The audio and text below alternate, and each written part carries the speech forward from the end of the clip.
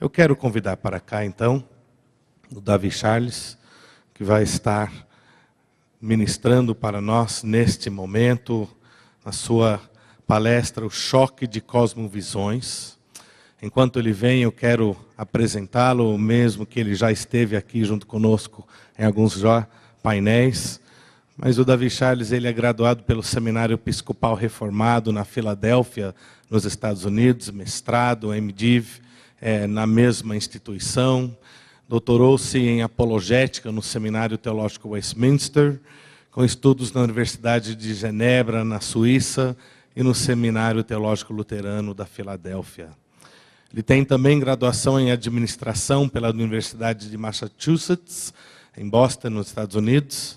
É professor titular de Teologia e Filosofia e diretor do Centro Presbiteriano de Pós-Graduação Andrew Jumper. Pastoreia a Igreja Presbiteriana Paulistana e é com muito prazer e honra que nós temos aqui, junto conosco, a sua pessoa. Eu quero orar por a sua vida nesse momento.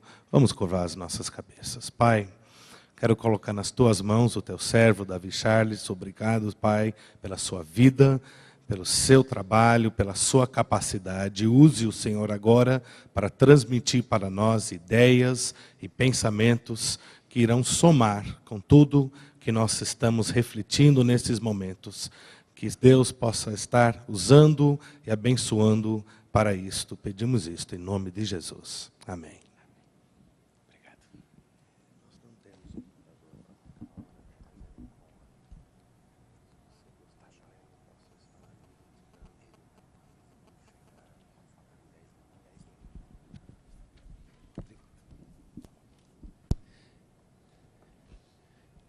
Queridos do Senhor e, portanto, meus, a graça e a paz dele, eu já tinha aprendido há muito tempo que você deve evitar ao máximo falar depois que uma criança faz uma apresentação ou depois de certas pessoas, você deve evitar. Eu estava contente, vou confessar para vocês, que eu ia falar a última coisa aqui no congresso. Eu estava contente porque é uma oportunidade única de chegar e propor uma amarração, um fechamento. Mas aí eu lembrei, eu percebi, eu vou falar depois do Stênio e do Diego cantarem. Já fica complicado. O que eu não esperava é que eu ainda fosse falar depois do Valdemar, que, diga-se de passagem, para mim foi uma surpresa ver um menonita segurando um calvinistazinho de poucos quilos no colo aqui, apresentando ele. Eu falei, pega a água que eu batizo.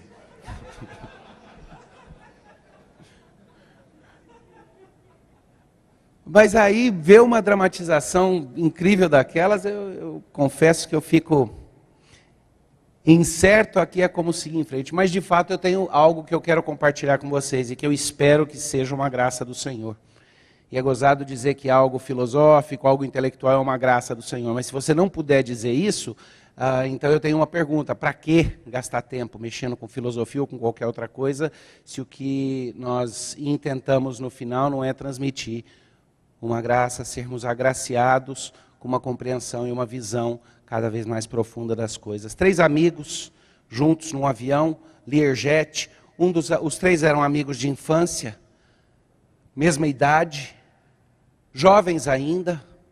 O piloto trabalhava para um fazendeiro rico, pilotava aquele avião, e ele tinha ligado para os outros 2 amigos, um que estava no seminário e o outro que morava na cidadezinha do interior onde eles tinham crescido, e dito, eu fiz manutenção no jatinho e eu preciso rodar umas 8, 10 horas de teste com ele.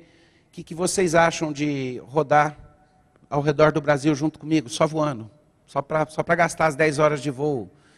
E a empolgação de jovens, e o que estava no seminário disse, ótimo, passa aqui, me pega, e passa no aeroporto aqui da cidade onde eu estou, e eu encontro você. E ele passou no aeroporto, o avião parou lá, e o que era seminarista entrou no avião e descobriu que outro amigo estava lá também.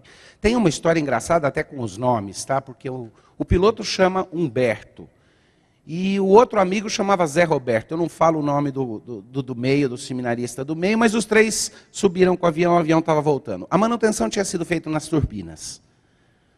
E o avião a jato, especialmente o pequeno, ele tem um sistema automático que permite o reinício, o restart da turbina. se ela para em voo. E era isso que tinha sido consertado. Então, parte do voo de teste era algumas vezes desligar a turbina e ver se ela voltava sozinha. E eles resolveram aproveitar para fazer a brincadeira. O que acontece é que o que não era o piloto e nem o seminarista, além de ser um pouco engraçado nas suas reações, era gago também. E isso sempre produzia situações divertidas para os outros dois amigos. E o piloto então piscou para o seminarista, desligou uma das turbinas e disse: "Ih, perdemos uma turbina." E o seminarista, entrando no jogo, disse: "Mas é possível voar com uma turbina só? É possível ficar no ar com uma turbina só? Tem uma segunda, não tem?" E ele disse: "Não, tem uma segunda turbina. Com a segunda turbina é tranquilo, eu consigo aterrissar, não tem problema." E alguns minutos mais tarde, desliga a outra turbina. Perdemos a outra turbina. E o seminarista disse: "E agora, o que é que nós vamos fazer? Que tem jeito de voar sem turbina?" E o piloto disse: "Sem turbina não tem jeito." E o terceiro amigo disse: mas dane-se, o avião não é meu."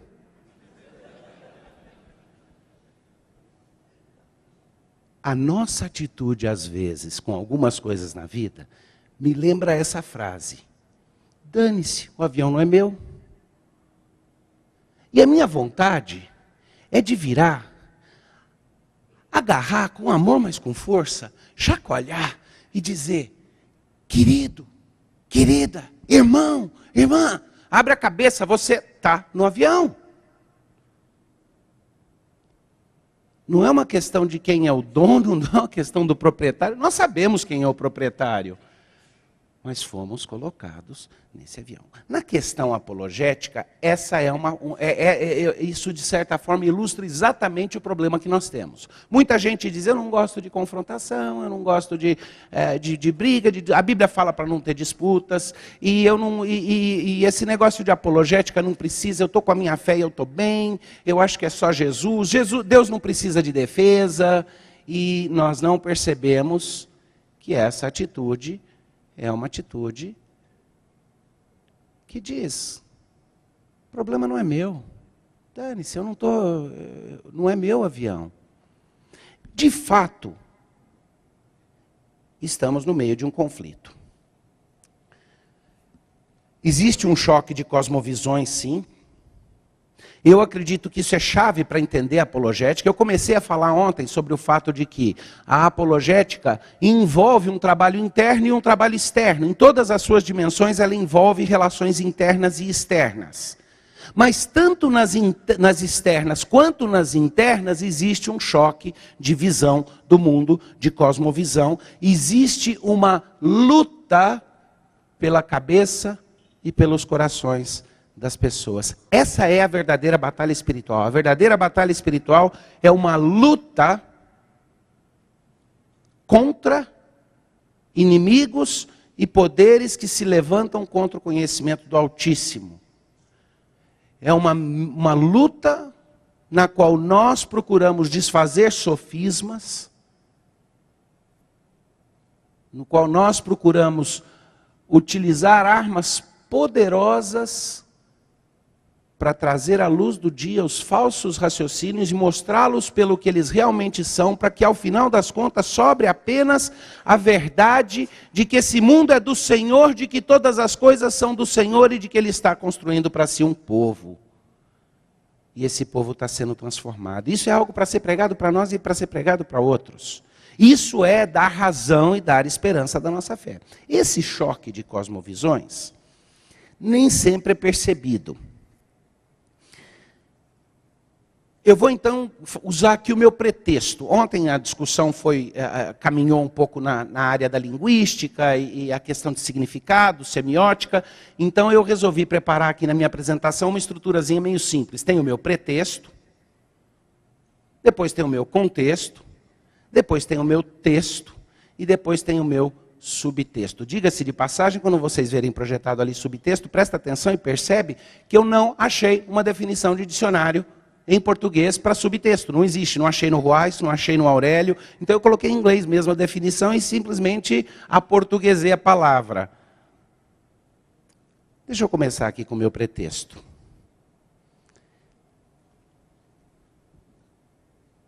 Conflito? Que conflito?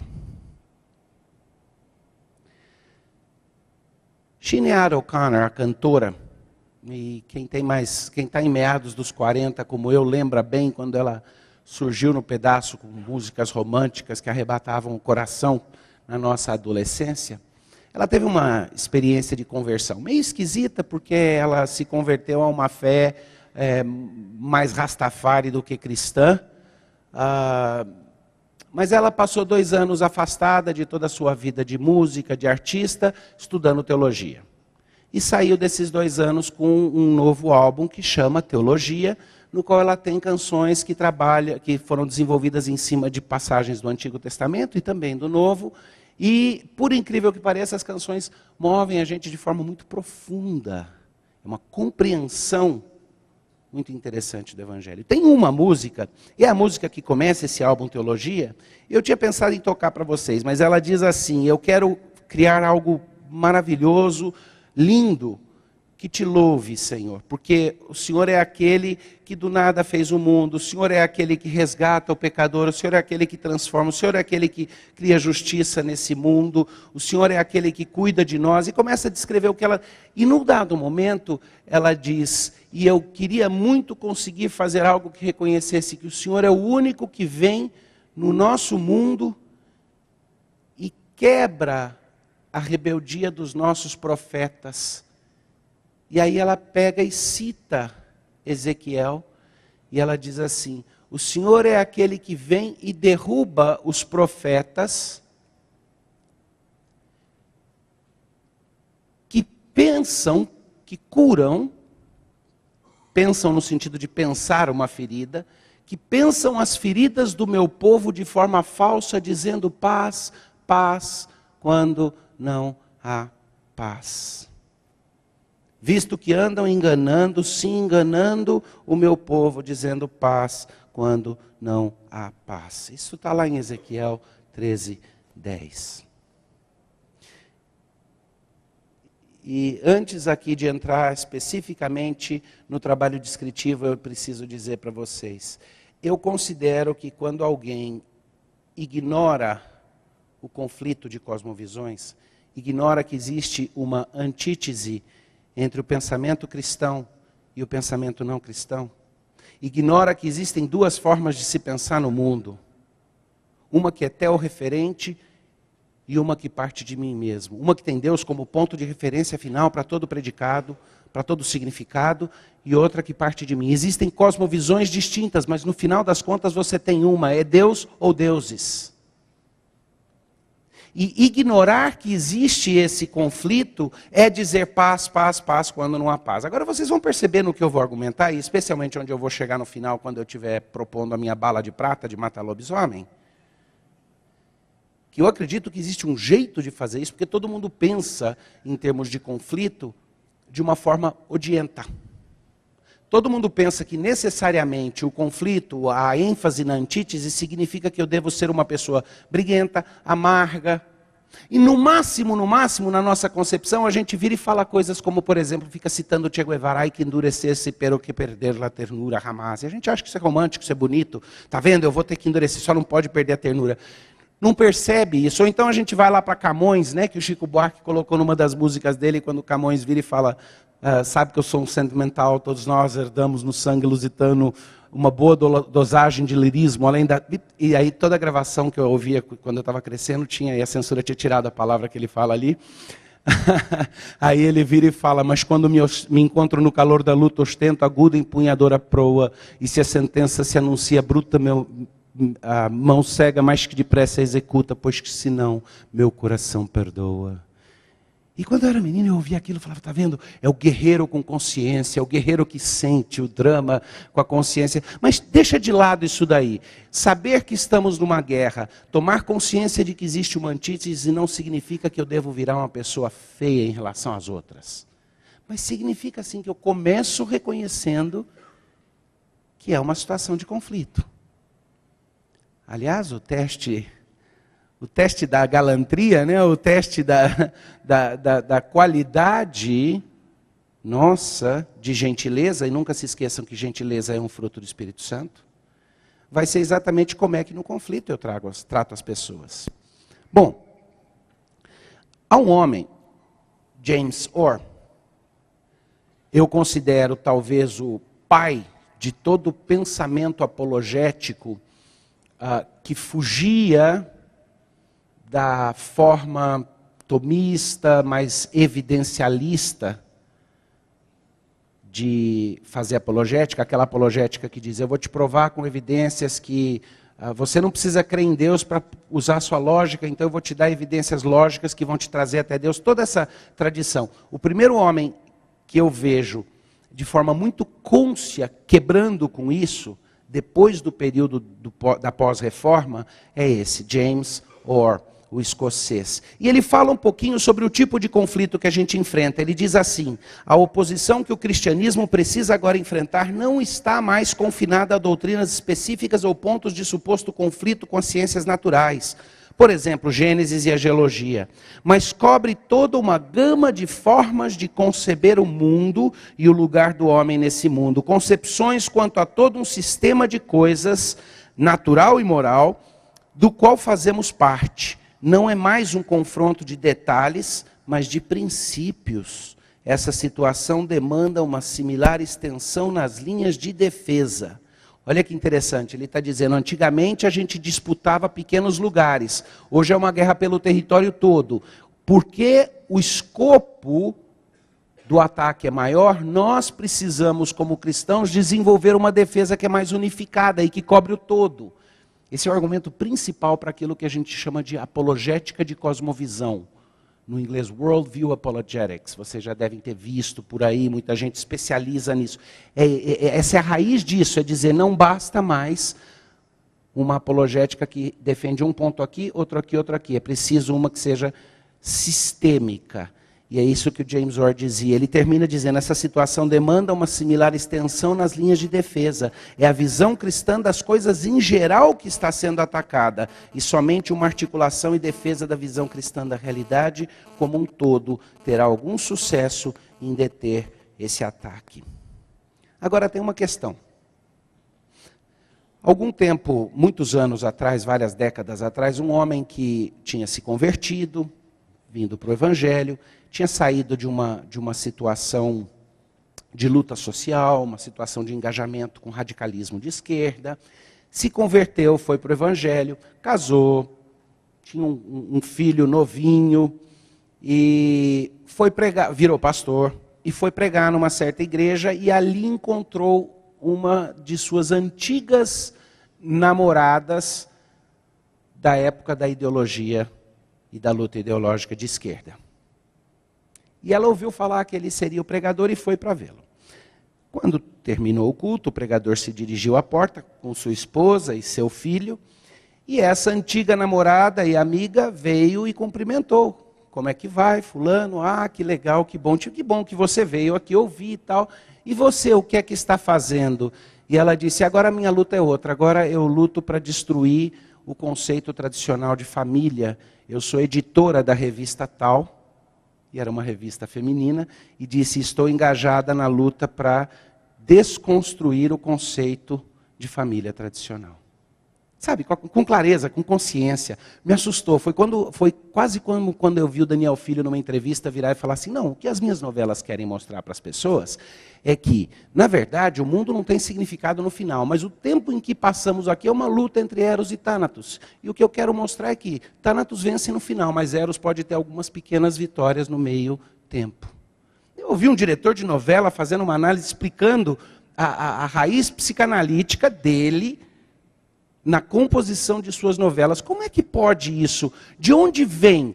Escuta, ninguém que produz aquilo que há de bom em arte, aquilo que há de bom na literatura, aquilo que há de bom na música, aquilo que há de melhor no nosso mundo e que representa a criatividade e a atividade cultural do ser humano. Ninguém que faz isso com excelência o faz completamente ignorante da mensagem e do significado, ou dos significados nos quais ele habita.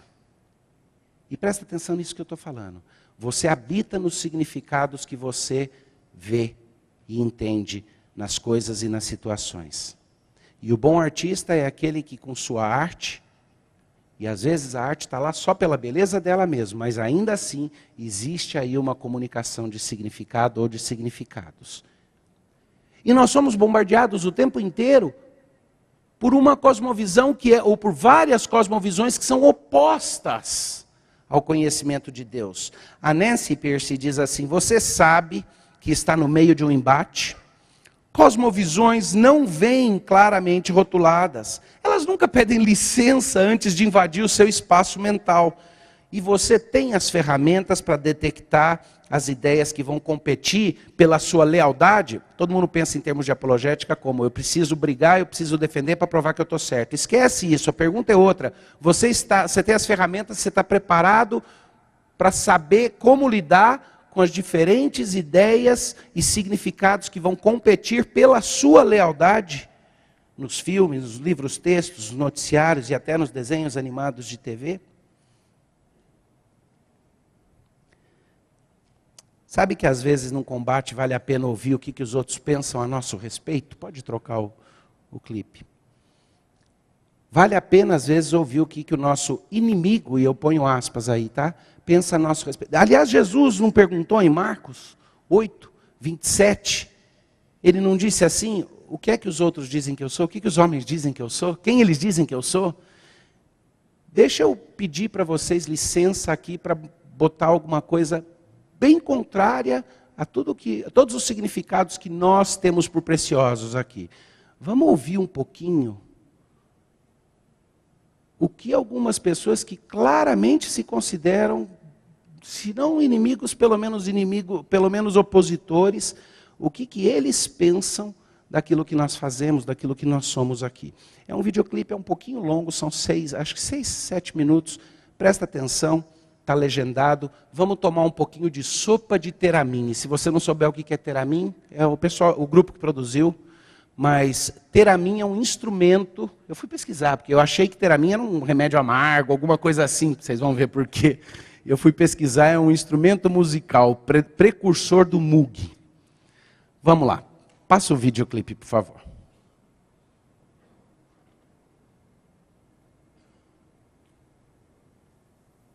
Não é esse.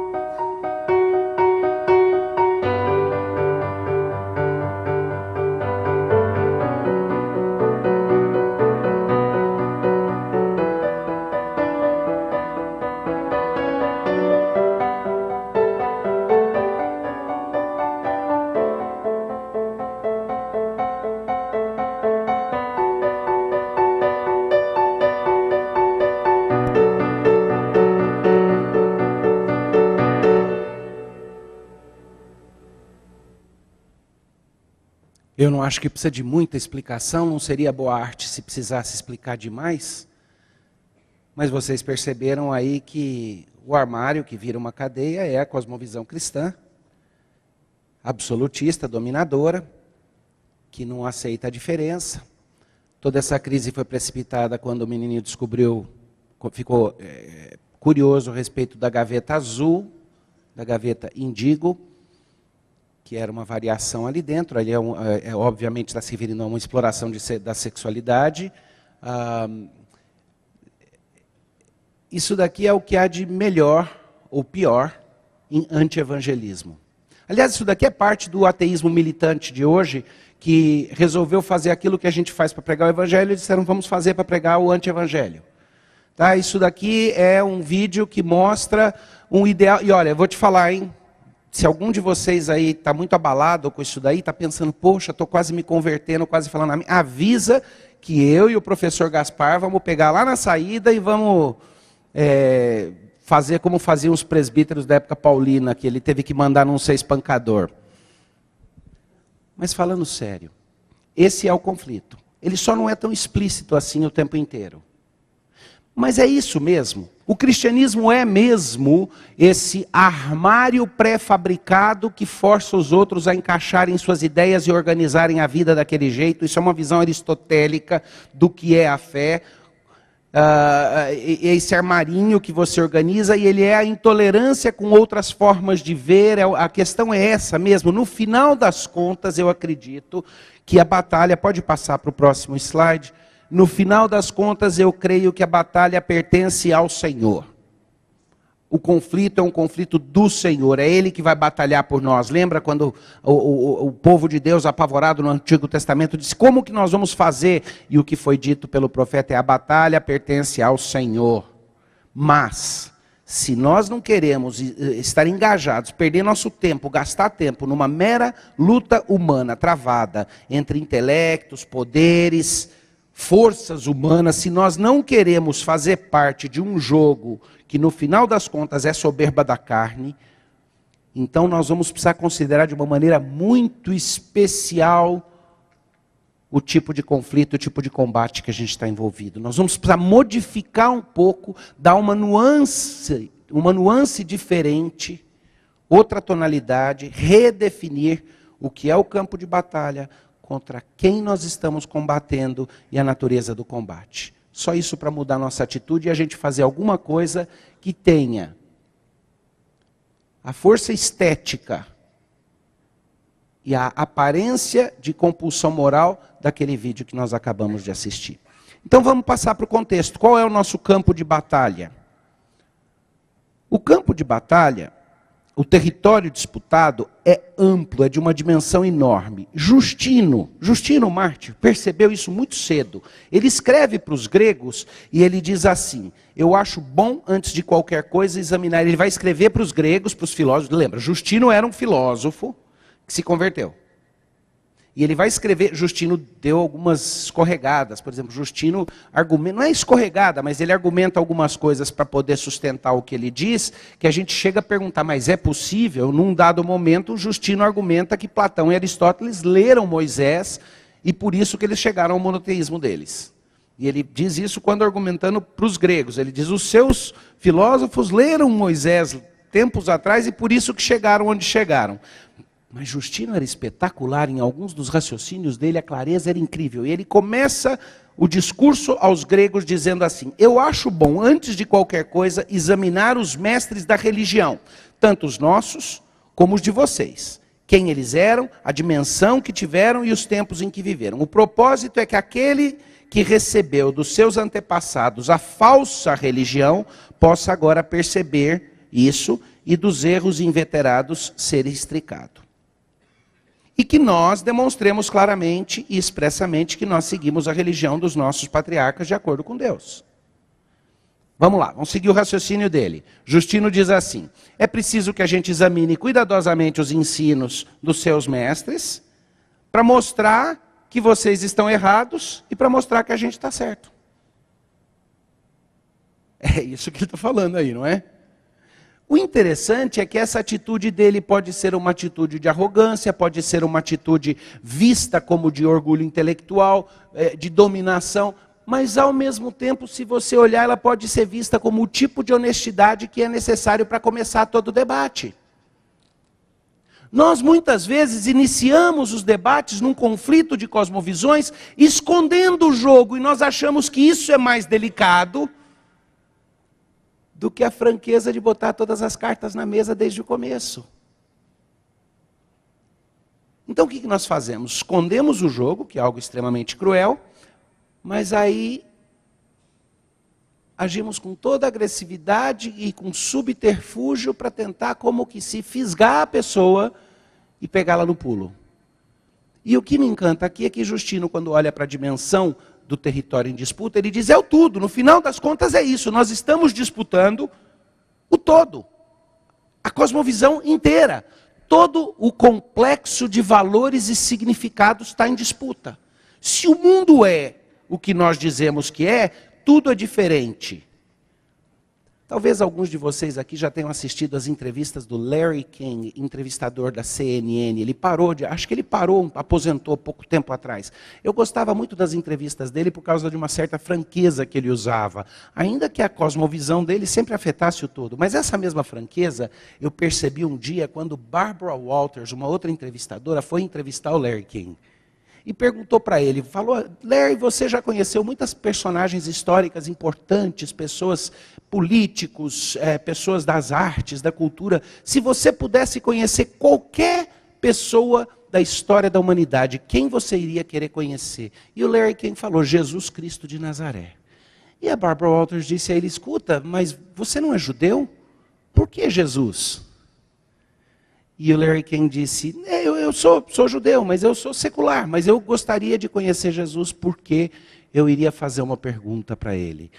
E a Barbara Walters disse, que pergunta? E ele disse, eu ia perguntar para ele, você é o Filho de Deus realmente?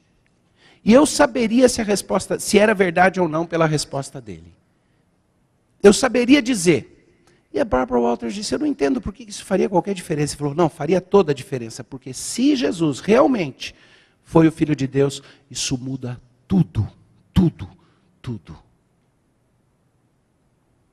É uma pena que ele não tenha percebido que ele não precisava voltar lá e entrevistar Jesus para perguntar. Jesus já disse para ele, disse para mim e disse para vocês, eu sou o caminho, a verdade e a vida, isso muda tudo, isso é o que está em disputa. Cosmovisão não é uma discussão de filosofia, cosmovisão não é uma discussão de diferentes sistemas interpretativos, envolve tudo isso, mas não é. No final das contas, cosmovisão é uma discussão. Qual a perspectiva dominante quando você olha para a vida, quando você vê os significados nos quais você habita? Você olha da perspectiva de Deus, ou quer olhar da perspectiva de Deus, ou você quer olhar de outras perspectivas, mesmo que dizendo que o seu foco vai ser para Deus? Essa é a diferença toda. Justino tinha essa honestidade de virar e falar, olha, no final das contas, o que eu quero fazer com vocês é examinar cuidadosamente para mostrar que os seus antepassados guiaram vocês errado e que vocês não precisam continuar no erro. E para mostrar que a nossa fé é aquela que Deus transmitiu para nós há muito tempo. Ela é revelada. O território em disputa é todo tipo de armário, para fazer uma referência de volta para o desenho animado. É uma discussão sobre qual tipo... Note que até os criadores daquilo deixaram claro, todo mundo carrega o seu armário. Tá? Alguns carregam de forma explícita, ostensiva, levam o seu armário para todo lugar onde vão, carregam sua cosmovisão, sua fé à mostra, outros deixam escondido no quarto. Mas todo mundo tem. A proposta no final não é vamos deixar de ter armários, vamos aprender que todo armário está certo. O problema é que se todo armário está certo, todo armário está errado, porque todo armário faz uma afirmativa quanto à realidade das coisas, certo? Toda religião, toda cosmovisão afirma alguma coisa sobre significado. Se todas estão certas, todas estão erradas, porque elas afirmam coisas contraditórias. Então, quando você diz toda perspectiva é válida, você acabou de dizer que toda perspectiva é inválida. Se você disser todo mundo tem razão, ninguém tem razão. Ou ter razão é irrelevante, insignificante. O que está em disputa é que tipo de armário. Vamos ver se a gente bota um pouco mais de carne nisso. Próximo slide. Dá para vocês verem a foto que eu botei aí da nebulosa que me encanta? Nebulosa Trífide. Ela é chamada de Trífide porque ela tem 3 cabeças, dividida em 3 partes. Existe uma variedade de propostas, um número quase que infinito de tipos de armários sendo vendidos aí. Nisso, o videoclipe estava certo. Tem todo tipo de armário. Tem o armário do australiano, vestido com roupa de praia, que você não sabe bem quem ele é. Tem o armário do artista nova-iorquino. Tem o armário da moça encantada com as abelhas, que me faz lembrar Tori Amos, porque ela tem uma obra que é sobre abelhas, The Beekeeper. E aí você viu cada tipo de armário como se eles fossem os diferentes estilos. Cosmovisão é uma questão de estilo. Mas o que eu acho interessante é que se você olhar um pouco mais embaixo, você vai descobrir que basicamente, na base de toda uma gama, uma pluralidade de significados em termos de cosmovisão, você vai descobrir que existem 3 ideias básicas de modelo, 3 sisteminhas básicos na raiz. Um deles é o teísmo. E o teísmo é a proposta de que existe um universo como significado. Note que eu diria, e aí eu estou colocando um pouquinho do Davi aí, pela franqueza, eu quero deixar isso claro. Muita gente diria, o teísmo é um universo com significado. Eu acrescentei um olho, é o universo como significado. O universo criado é um significado do ato imaginativo, interpretativo e criador divino. Deus imagina, declara e cria ao mesmo tempo. É concomitante. Para nós existe uma diferença entre planejar e fazer. Para nós existe uma distância entre intenção e gesto. Para Deus não existe. A Bíblia nos diz que Deus criou o universo mediante a sua palavra. Quando você fala em palavra, você está falando em comunicação, você está falando em significado. Por isso que ontem eu insisti tanto na questão do significado. Pois Deus criou o universo como significado. O universo é, antes de mais nada, significado. O resto são os atributos que seguem de ser um significado atribuído por Deus.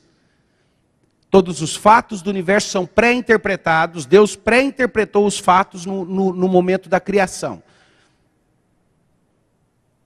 Então, o nosso trabalho de descobrir as coisas, de analisar as coisas, é buscar, receber e aceitar de bom grado, com ações de graças e júbilo, a revelação de Deus nas coisas, na natureza, dentro de nós mesmos. E na palavra dele, com certeza, de forma especial, porque a palavra dele fornece óculos para que eu interprete direito o resto. Mas nesse sentido, eu considero que a visão teísta é de que o universo é significado. Existe um Deus fora do universo que criou um universo. E esse universo é significado daquilo que Deus determinou, interpretou e criou. Nós somos o que somos por causa daquilo que significamos para Deus. Isso tem implicações para todos os lados. Você quer ver, por exemplo, implicação no seu relacionamento pessoal com Cristo? O que você conhece a respeito de você mesmo é irrelevante. O que os outros pensam a respeito de você mesmo, em última instância, é irrelevante. Como o apóstolo Paulo dizia, se minha consciência me condena, não quer dizer que eu seja culpado. Se minha consciência me inocenta, não quer dizer que eu seja inocente. Porque quem me julga é Cristo. Meu significado pessoal não deve depender do que eu penso a respeito de mim, nem do que os outros pensam a respeito de mim. Deve depender do quê? De que Deus já me conhece. De que Deus me fez para propósitos específicos. E agora, se você é um filho de Deus, se você é nascido de novo, regenerado pelo Espírito Santo, escuta o que eu vou falar. Não é só que Ele te conhece, não é só que Ele tem um plano para você, não. Não é só que Ele te aceita. É que Ele atribuiu a você, Ele sobrepôs àquilo que você é, e isso por vontade e desígnio dEle, aquilo que Jesus Cristo é. Então ele olha para você e ele diz: eis ali a imagem do meu filho amado em quem me comprazo. Com Cristo sobreposto em você, Deus não te aceita somente, não. Ele se deleita em você, porque Ele se deleita no Filho dele. Isso é significado atribuído. Deus atribui. Eu creio que essa é a visão do teísmo. O universo como significado. Todas as coisas, em última instância, como significado. E nós como significado. O Rob, a pessoa para quem dedicaram aquele videoclipe, os 2 homens que fizeram o videoclipe, que investem a vida deles como missionários para pregar a mensagem de ateísmo. Se eu tiver um encontro com eles, eu preciso olhar para eles e entender que eles são significado. Eles não têm significado, eles são significado de uma obra divina. E eu tenho que descobrir onde é que eles se encaixam nisso, o que Deus quer comigo na interação com eles. Mas isso vai mudar a minha forma de interação. Vai fazer com que eu não me esqueça por um minuto que é um embate. É um conflito de cosmovisões, é um choque. Mas pode ser um choque de muito respeito, pode ser um choque da gente sentir, sofrer junto. Eu nunca me esqueço, uma pessoa que eu respeitava muito, filha de um intelectual muito famoso, e um dia perguntando: escuta, por que você está chorando? O que foi? É que hoje morreu Alberto Camus, um dos homens mais sensíveis que estava produzindo literatura. E para mim, menino, aquilo tocou fundo. E poxa, que legal, uma pessoa crente, com uma visão totalmente crente, mas capaz de se entristecer pela perda de alguém que obviamente tinha limitações no seu pensamento, mas que ampliou o nosso universo de significados para compreender o mundo. É essa coisa pessoal. Bom, a segunda alternativa, existem armários do modelo. Falando em modelo, né, vocês sabem, quando a Ford começou a fazer carros, você podia ter o carro da cor que quisesse. Preto, ou preto, ou preto, ou preto, ou preto. Tinha o preto também. Eu comprei preto. Agora, olha só. O segundo modelo básico, e não dá para escapar dele, é a visão panteísta do universo. É um universo circular. Ele não pode ter significado porque ele é autorreferente. Ele refere-se a si mesmo, ele é um círculo. E a visão do universo é circular. Aí é que se encaixam todas as visões orientalistas, aí é que está o panenteísmo filosófico. Se você não está familiarizado com o termo, esquece, mas para alguns aqui pode ser importante saber. É aí que você encaixa toda aquela visão que mistura e faz um emaranhado só. Criador, criatura, é tudo a mesma coisa, é tudo parte de um grande todo. O lema seria Atma, como que é? Atma é Bama e Bama é Atma. É tudo uma coisa só, está tudo misturado. Essa visão panteísta de um universo circular. E algumas pessoas argumentariam que há uma terceira visão, que é o naturalismo, um universo como tela em branco. Tá? Agora eu vou dizer para vocês, eu não acho que o naturalismo foge ao panteísmo. Eu acho que o naturalismo é uma forma pseudo-secularizada, ela é uma forma que esconde a sua transcendência, esconde a sua referência àquilo que é transcendente, mas ela não deixa de ser um panteísmo, porque ela não consegue escapar de um universo circular. Ela só vai negar que existam aspectos transcendentes desse universo secular. Mas ela vai assumir que você tem um universo circular. Então, no final das contas, eu estou dizendo que ou você é teísta ou você é panteísta. Os modelinhos de armário que você vai desenvolver ou vão ser de um tipo ou vão ser do outro. Não tem muita variação na raiz. Mas tem sim variações importantes na hora que as pessoas fazem os armários, porque são pessoas, e se eu quero considerar de forma carinhosa, respeitosa, e eu quero me dirigir aos significados, ou à ausência de significados que uma cosmovisão sem Deus tem, e propor esses significados, então passa para o próximo slide, é importante chegar a algumas questões que eu chamaria de questões de raiz. Toda cosmovisão, desde a cosmovisão no seu sentido mais amplo, até uma filosofia estruturada, uma filosofia organizada, toda perspectiva, eu acredito que cada ser humano vai, no final das contas, lidar com 3 questões básicas da vida. Não tem jeito. E é o que a filosofia diz que trata. A filosofia ostensivamente diz, essas são as 3 coisas que nos preocupam, que nos movem. Porque filosofia, como eu conversava com um amigo ainda antes de ontem, a filosofia, nós caímos no erro de pensar que a filosofia é um programa prescritivo. Que a gente senta e faz filosofia, imagina para depois tentar botar em prática. Mas a melhor filosofia, eu creio, é uma tentativa de codificar, de explicar e de comunicar, de sistematizar aquilo que é a nossa experiência. Aquilo que é a realidade do que vivemos, da experiência da mente, tudo isso daí. Então ela é descritiva, não prescritiva. Ela tem efeitos prescritivos depois, porque quando você descreveu aquilo que estava certo, aquilo que é bom, que é justo, que é agradável, passa a ser prescritivo. Mas inicialmente, o processo é um processo descritivo e não prescritivo. Nesse sentido, a filosofia vai tentar responder 3 perguntas que, ironicamente, Jesus toca nelas de forma radical.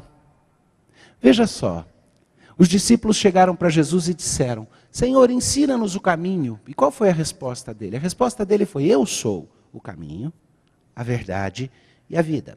A gente lê isso e pensa que ou ele está se repetindo só para dizer coisas diferentes, a gente pensa que ele está... E não para pensar que ao falar eu sou o caminho, a verdade e a vida, ele tocou nas 3 coisas essenciais que os sistemas filosóficos descritivamente, de uma forma ou de outra, vão tentar lidar.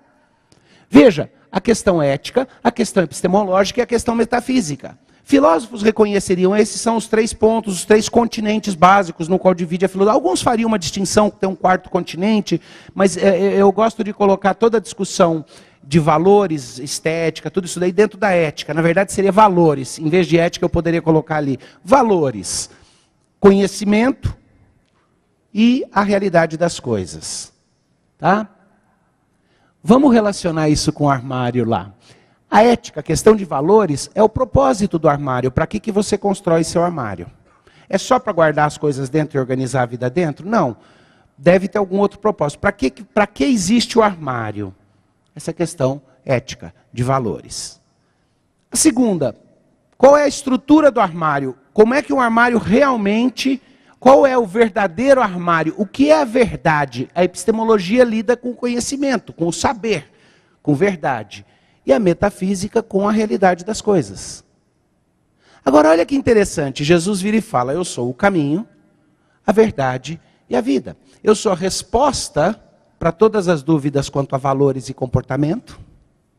Eu sou a resposta para as questões éticas.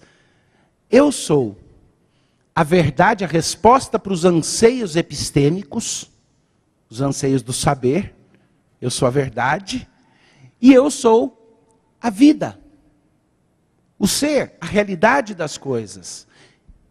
E de uma forma muito radical, diferente de todas as outras filosofias, o que Jesus está falando aí, ele está dizendo assim, a nossa cosmovisão é baseada num transcendente, num ponto de transcendência pessoal, Jesus Cristo. Ele diz, eu sou o verdadeiro padrão de valores, eu sou o standard de valores, eu sou a verdade encarnada, pensa só. Pilatos vira para Jesus e fala, o que é a verdade? Desculpa falar assim, mas ele estava olhando a verdade na cara e ele falou, o que é a verdade? Ele estava olhando a verdade em pessoa ali. A verdade é pessoal. A verdade não é a acuidade de proposições somente. Isso é descritivo. Ela começa como algo pessoal. Jesus diz então, eu sou o caminho, a verdade, a vida, ninguém vem ao Pai senão por mim. Essas 3 questões, ética, epistemológica e metafísica, são as questões básicas nesse conflito de cosmovisões. Passa o slide, por favor. E é nesse sentido que eu faço a seguinte pergunta. Quem disse que não é pessoal? Sabe aquela história? Não é nada de pessoal, viu? É só business. Não, isso não é uma questão pessoal, é uma questão acadêmica, é uma questão filosófica. Não leve isso pessoal. Quem disse que não é pessoal? A Debbie Middleman, que é a esposa do Udo, ela é a filha do Schaefer, ela é casada com o Udo Middleman.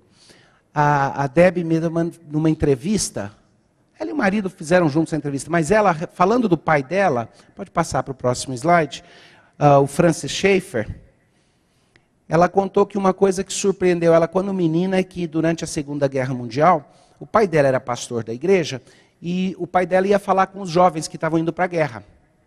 Jovens americanos que estavam partindo para a Europa para lutar na Segunda Guerra Mundial. E ele dizia para esses jovens, diferente de outros pastores que simplesmente falavam, vamos orar pelos nossos jovens que vão para o combate, e não se pronunciavam a respeito, ele reunia com esses jovens, ele dizia, eu vou orar com vocês, e eu acho bom e justo que vocês estejam partindo para a Europa para lutar na Segunda Guerra Mundial. É uma guerra justa e é preciso que vocês parem um mal que está sendo cometido. No entanto, ele dizia para eles, se vocês odiarem os homens que vocês vão precisar matar naquele campo de batalha, pessoalmente, se vocês tiverem o desejo e o anseio de machucá-los, se vocês não conseguirem entender que é uma guerra, e separar isso do ódio pessoal com aquelas pessoas, eu temo que talvez vocês acabam cometendo assassinato. Então mantenham-se puros como filhos do Senhor. Não nutram ódio, sentimento de vingança ou vontade de machucá-los pessoalmente. Entendam que vocês lutam por uma causa e roguem a Deus pelos seus inimigos, mesmo enquanto estiverem segurando os fuzis que vão ser usados para tentar matar aqueles inimigos. Muita gente diria, que inconsistência, que incoerência. E eu acho que não, acho que o ponto é esse. É pessoal, sim. E é pessoal em dois sentidos. O conflito é pessoal porque as questões envolvidas são pessoais. Mas ele é pessoal também porque se eu não tiver clareza de consciência de que estou lidando com uma outra pessoa, que também tem significados, que ela é significados e ela é significativa e que foi Deus que criou. E que mesmo que ela esteja errada, mesmo que nessa batalha meu objetivo seja expor à luz do sol a arrogância e prepotência daqueles que se levantam contra o conhecimento de Deus, mesmo que o meu propósito seja tornar essa pessoa indesculpável, ainda assim, eu vou lembrar que existe uma certa atitude que Deus demanda de mim, um certo tipo de relacionamento, uma certa visão dessa pessoa. Aí a gente vai lidar com uma gama de coisas, e não vai dar para cobrir várias delas, mas a gente vai lidar com os velhos ateísmos da modernidade, né? Bertrand Russell. Se eu me encontrar com Deus, eu vou dizer, desculpa, Senhor, não houve evidência suficiente. Esse daí a gente chama de ateísmo evidencialista. Você tem os mestres da suspeita, Freud, Marx e Nietzsche. Eu tenho um livro saindo sobre isso daí, a hermenêutica da suspeita deles, que era nada mais do que o uso de uma velha técnica dos profetas de Israel, que era lançar suspeita sobre as motivações do coração, e eles pegam e secularizam isso e usam para criticar a própria religião. Muito interessante. Mas eles diziam que a religião não pode ser verdadeira porque os motivos que levam as pessoas a crer são questionáveis. Todos eles são uma forma de auto-engano. Para Marx é uma questão de domínio financeiro, para Freud é uma questão de dramas intrapsíquicos, para Nietzsche é uma questão de fraqueza, mas esse era o ateísmo deles. Você tinha o ateísmo positivista de um homem como, por exemplo, Comte, que pega e escreve o catecismo positivista, cultuando a Deus a razão. Mas todas essas variedades, todas essas formas de pensar, olha que interessante o que Sartre fala aqui. Sartre já estaria lá naquele ateísmo pós-nihilista. Ele diz assim, esse eu não vou projetar, ele diz, o existencialista acha extremamente embaraçoso que Deus não exista. Se Deus não existe, tudo é de fato permitido e o homem é consequentemente abandonado, pois ele não encontra dentro dele mesmo ou fora dele qualquer coisa na qual possa depender. Nos encontramos então sós, sem desculpa. É isso que quero dizer quando digo que o homem está fadado a ser livre. Interessante esse anseio por algo transcendente, por algo eterno. Aí você tem os novos ateístas. Se você quiser ver o que eu penso sobre esses novos ateístas, tem um prefácio do livro do Moeller, que chama Ateísmo Remix, tem um prefácio meu ali, eu resumo em poucas palavras o que eu acho dessa mudança, dessa forma mais militante de ateísmo que surge. Vocês viram a foto do ônibus que o Marcos mostrou, né? O ônibus em Londres, gastar dinheiro para dizer, olha, Deus provavelmente não existe. Pode passar o slide? Nancy Pierce faz uma pergunta no Saving Leonardo, que é um livro que eu recomendo muito. Pergunta muito interessante. Ela diz, será que nós somos mesmo pós-modernos? Ela responde dizendo assim, a verdade é que a modernidade continua dominante no âmbito dos fatos, na ciência, nas coisas assim. Você age dentro de uma estrutura epistemológica e de valores modernos quando você projeta um avião. Você não projeta um avião de forma pós-moderna.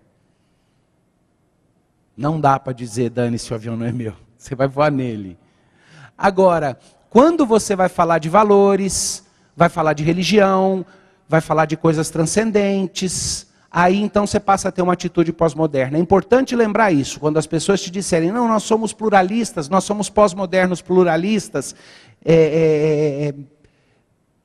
lembra, eles estão vivendo uma duplicidade de esquema. A cosmovisão deles usa algo que é chamado double binding. Ela amarra de dois lados, porque ela apela para uma visão moderna, modernista de epistemologia, quando ela vai lidar com aquelas coisas nas quais não pode ter margem de erro, as coisas que são concretas, aquilo que acontece no mundo do fenômeno físico. E ela vai e pula para uma atitude pós-moderna quando vai ligar com aquilo que é humano. Muda para mim. O slide. O interessante, isso daqui é a revista Isto É, a gente teve o primeiro congresso do darwinismo hoje, e eu apareci aqui nessa, uma breve citação minha.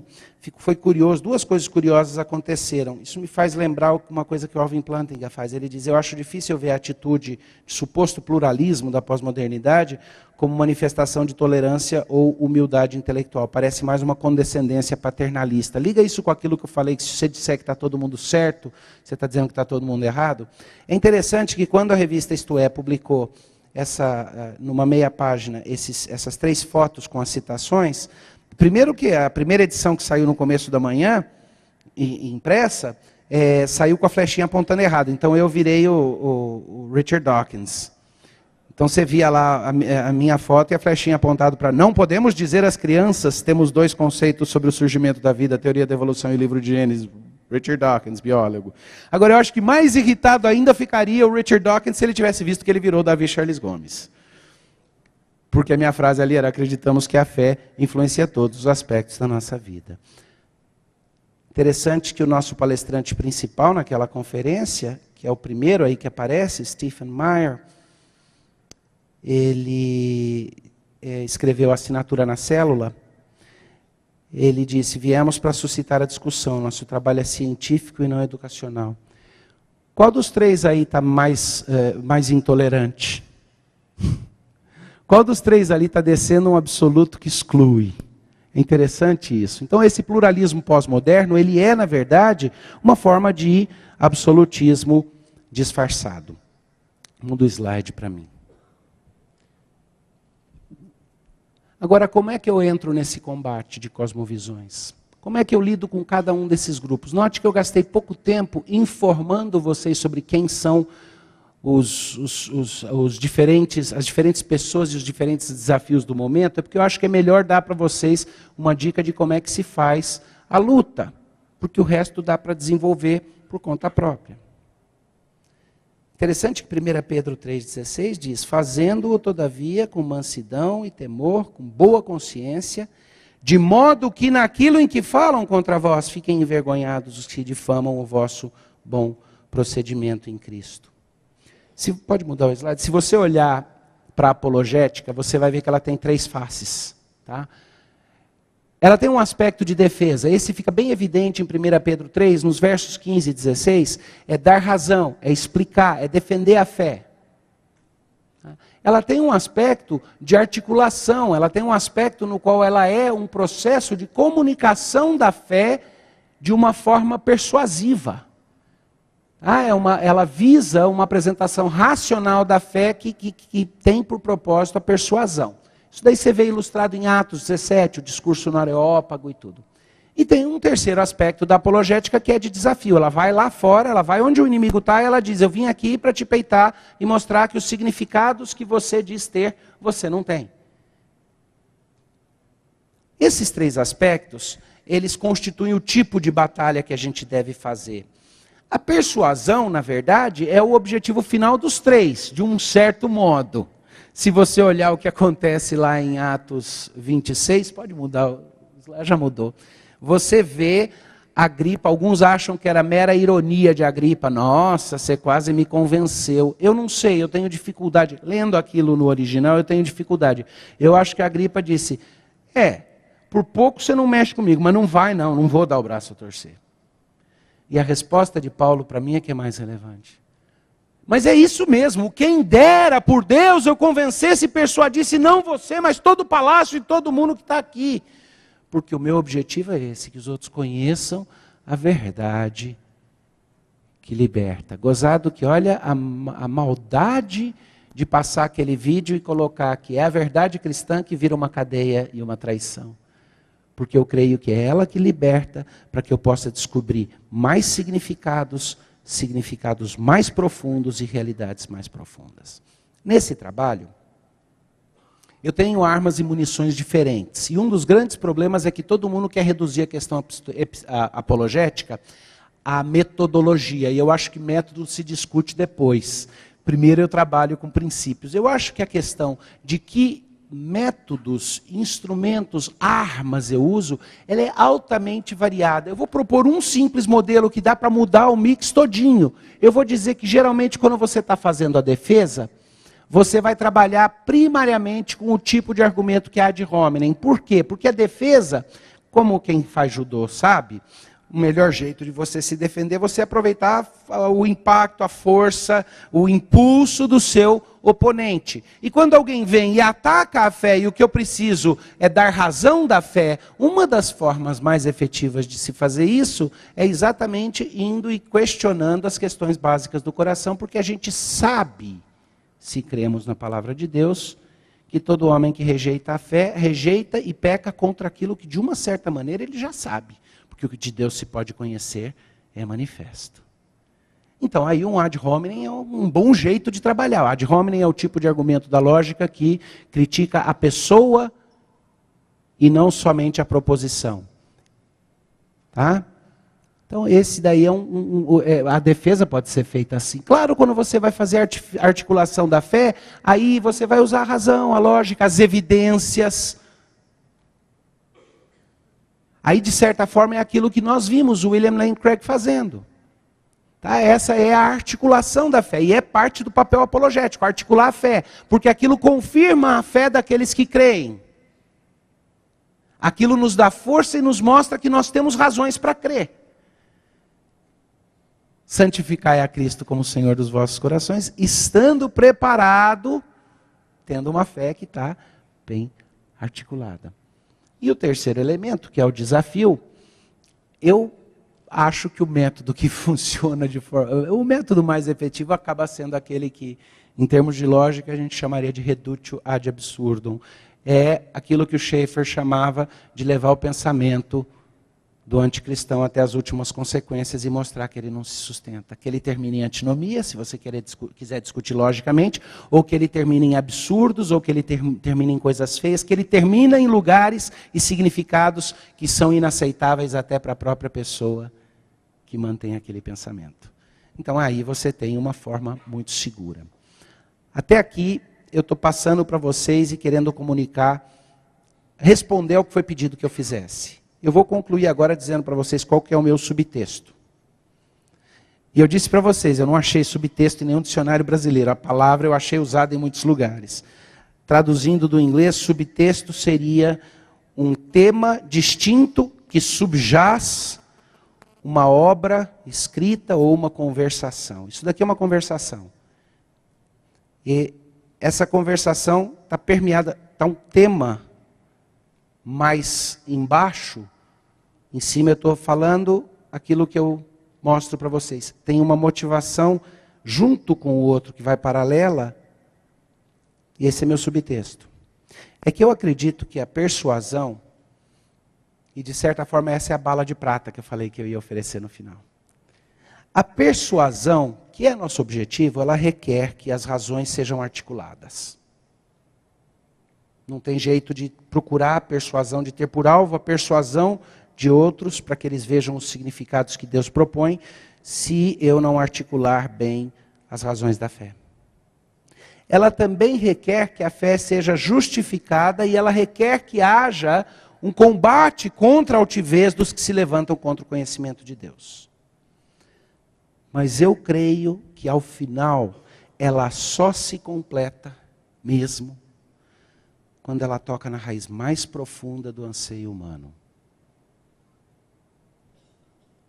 Quando, como Paulo no Areópago, eu digo, aquilo que vocês sabem que lhes falta, é o que eu vou mostrar. Porque eu posso articular a fé, eu posso dar as razões, eu posso demonstrar o porquê creio, eu posso demonstrar que não existe outra melhor explicação, a impossibilidade do contrário.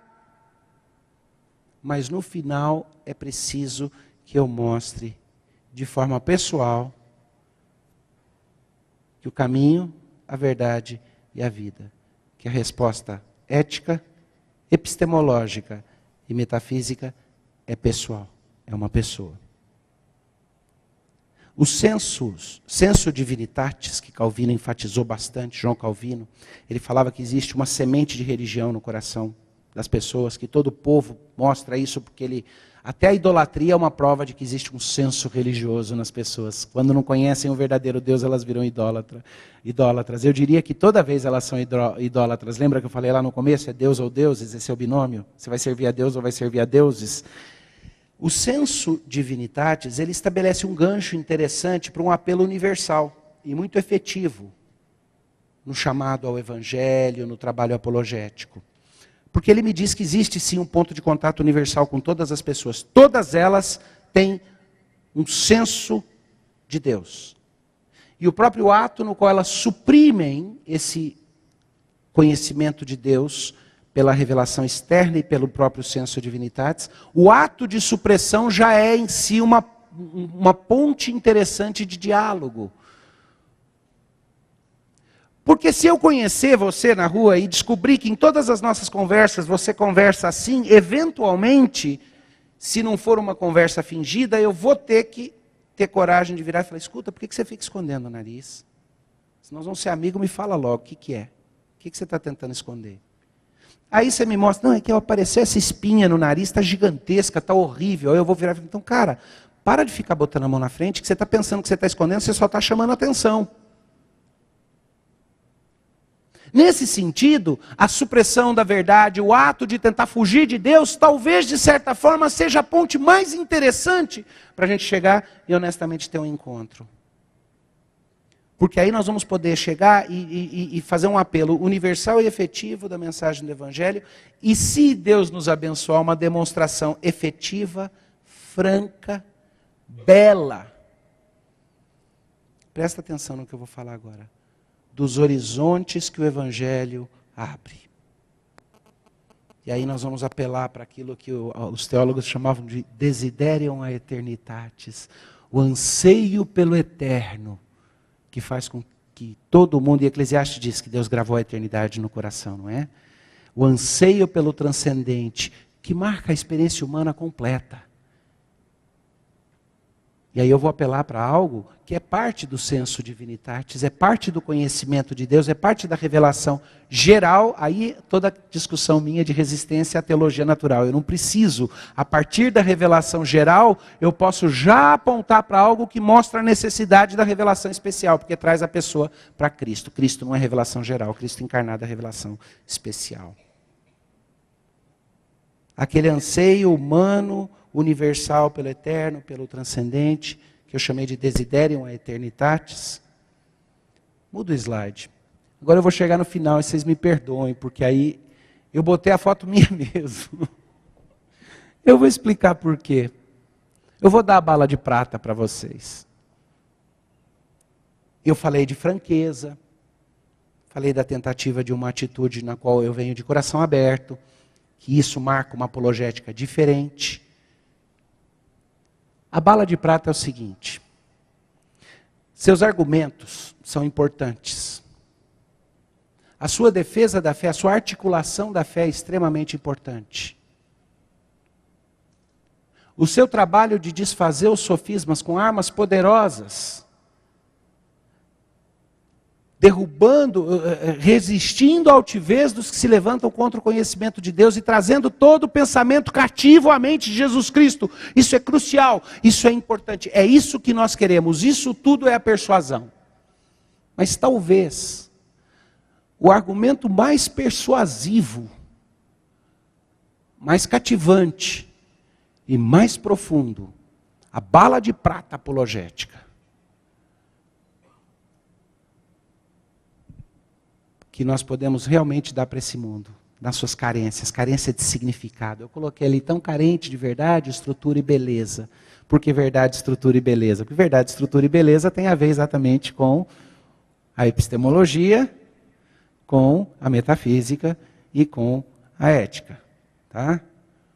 Esse mundo tão carente de verdade, estrutura e beleza, talvez o testemunho mais forte, em honra ao meu amigo ali, o André Luiz, por causa de uma brincadeira que ele fez outro dia comigo, a nossa própria versão mais profunda da différence.